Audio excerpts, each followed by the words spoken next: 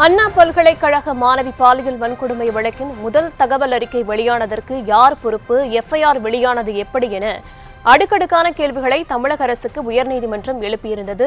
இந்த நேரத்தில் இதற்கு தமிழக அரசு விளக்கத்தை கொடுத்திருக்கிறார்கள். ஆணிவேர் வரை சென்று இதற்கான விசாரணை நடத்தப்படும் என்று தமிழக அரசு சார்பில் உறுதியளிக்கப்பட்டிருக்கிறது. பாரி கார்த்திக், இது பற்றின விவரங்களை வழங்கலாம். அதாவது முதல் முறையாக அந்த எஃப்ஐஆர் எப்படி வெளியானது என்பதை தான் தற்போது நீதிமன்றம் கடுமையாக கேள்வியாக கேட்டு வருகிறார்கள்.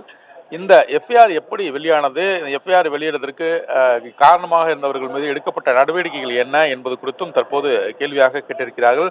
மேலும் தொடர்ச்சியாக அந்த சம்பந்தப்பட்டவர்கள் யாரால் என்பதை முழுமையாக உடனடியாக எந்த அளவுக்கு நீங்கள் நடவடிக்கை எடுத்து வந்திருக்கீர்கள் என்பது குறித்தும் தற்போது தொடர்ச்சியாக கேள்வி கேட்டு வருகிறார்கள்.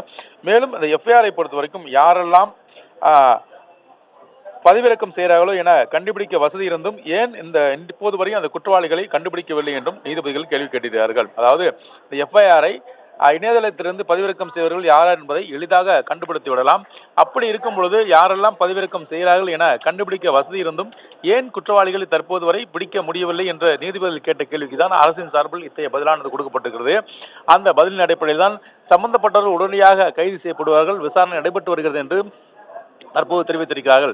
மேலும் தொடர்ச்சியாக அந்த விசாரணை நிலுவையில் இருக்கும் பொழுது காவல்துறை தரப்பில் எஃப்ஐஆர் கசியப்படவில்லை என்று அரசு எப்படி உறுதியாக கூற முடியும் என்றும் இந்த இரு பெரும் கேள்விகளையும் முன்வைத்தார்கள். குறிப்பாக இந்த விசாரணை நிலுவையில் இருக்கும் பொழுது காவல்துறை காவல்துறை சார்பில் எஃப்ஐஆர் கசியவில்லை என்பது அரசு எப்படி உறுதியாக கூற முடியும் என்றும், எஃப்ஐஆர் யாரெல்லாம் பதிவிறக்கம் செய்தார்களோ அவர்களை கண்டுபிடிக்க வசதி இருந்தும் ஏன் இப்போது வரை குற்றவாளிகளை கண்டுபிடிக்கவில்லை என்றும் இந்த இரு கேள்விகளை முன்வைத்தார்கள்.